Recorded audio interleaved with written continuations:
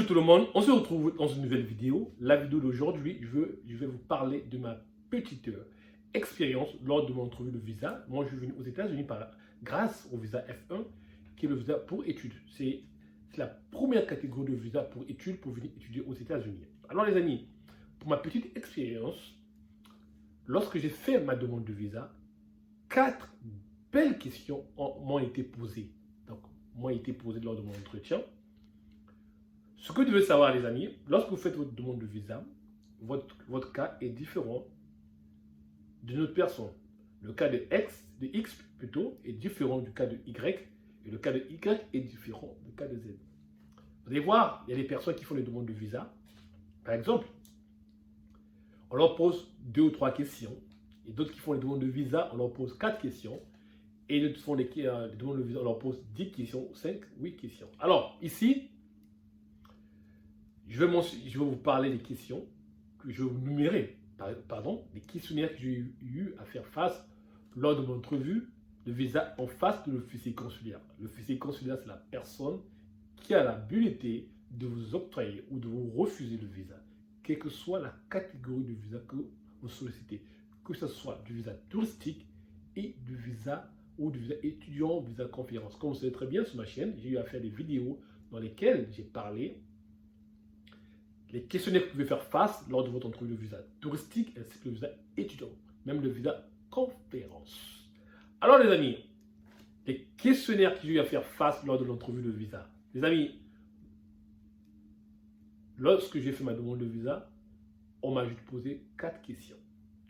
4 questions simples, comme j'ai dit auparavant. La première question était, pourquoi avez-vous choisi spécifiquement cette école ou cet établissement? J'ai évoqué les raisons qui m'ont permis de choisir cette école. J'ai dit, le choix de l'école ne se justifie pas. J'ai trouvé une école qui correspondait parfaitement à mes aspirations, qui me permettait d'accomplir mon rêve, c'est-à-dire pouvoir décrocher un master en business et administration à l'époque. Et aussi, j'ai dit que l'école ne m'exigeait pas un TOEFL pour pouvoir m'inscrire. Je pouvais considérer par la langue et ensuite, je pouvais intégrer un programme d'université. Une fois que j'aurais atteint le niveau 6 en anglais. Il est vrai, quand vous arrivez aux États-Unis, vous allez toujours passer le TOEFL avant de commencer un programme d'université, si vous voulez bien. Voilà. Et il y a aussi d'autres tests qui peuvent s'ajouter lorsque vous faites votre demande de visa. Le choix de l'école. Vous devez connaître votre école par cœur. Vous devez connaître aussi la situation géographique de votre école. Vous devez connaître aussi les frais de scolarité que vous devez payer, comme pendant le cursus linguistique et aussi le cursus universitaire. Vous devez avoir une idée de ce que vous allez payer. Vous devez aussi savoir quel est le nombre de crédits que vous devez prendre. Par exemple, aux États-Unis, en tant qu'étudiant étranger, vous pouvez prendre entre 9 à 12 crédits. Les crédits, ce sont des classes, des cours. Donc que vous devez payer quand vous étudiez aux États-Unis. Donc, en récapitulatif, pour cette première question, pourquoi vous avez choisi spécifiquement cet établissement?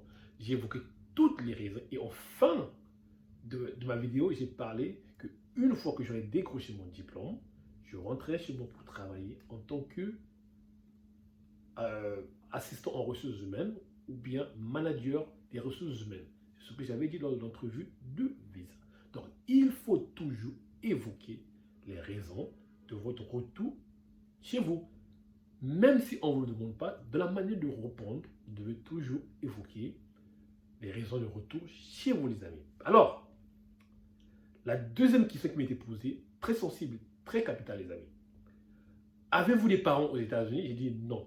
J'ai toujours conseillé sur cette chaîne, même si vous avez des parents aux États-Unis, toujours dire non, parce que ça va pousser le officier consulaire à continuer à vous poser des questions, à savoir qu'est-ce qu'ils font.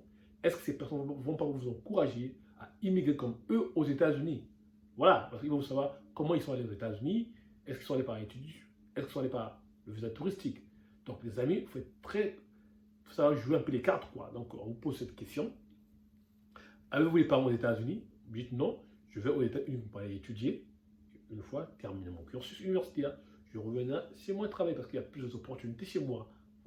Donc, Voici un peu. Et ils m'ont posé une troisième question.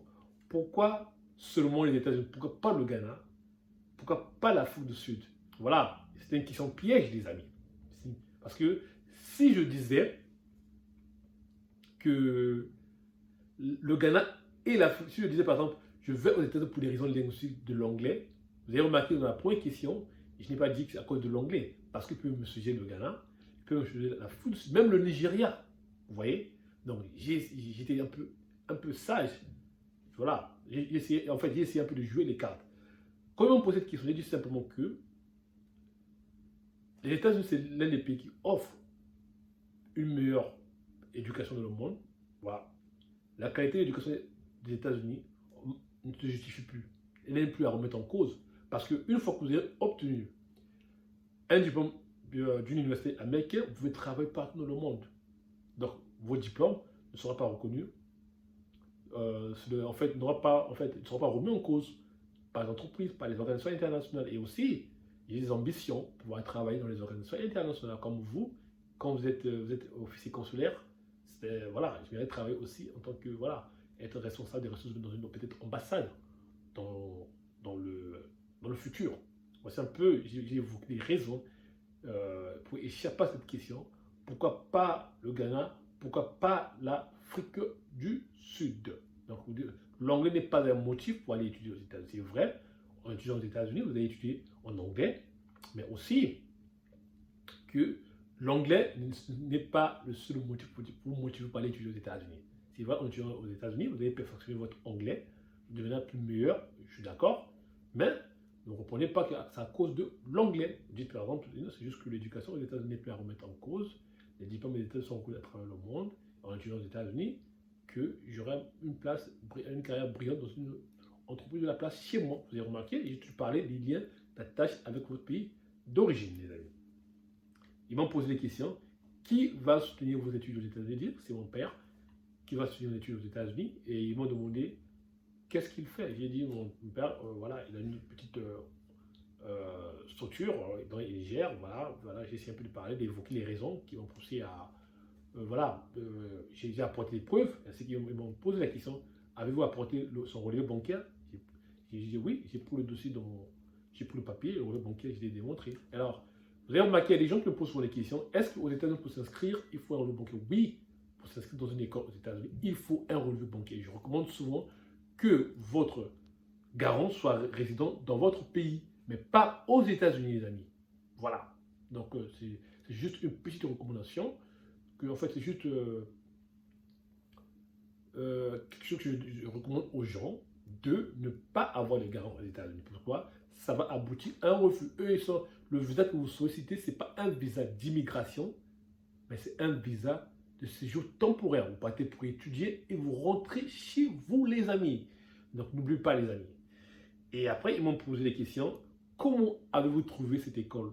Moi, j'ai dit non, j'ai trouvé cette école. Vous savez très bien, monsieur, nous vivons à l'ère du digital.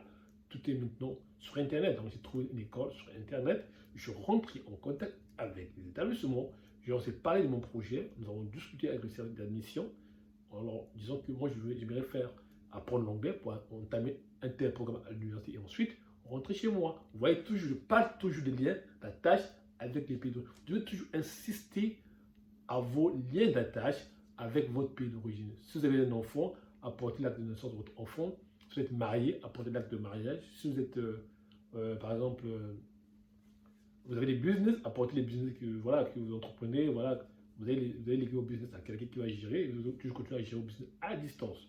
Donc, les amis, voici un peu les 4 questions que j'ai eu à faire face lors de ma demande de visa. Et alors, un bonus, les amis, la 5e question que j'ai eu à faire face, c'est quoi?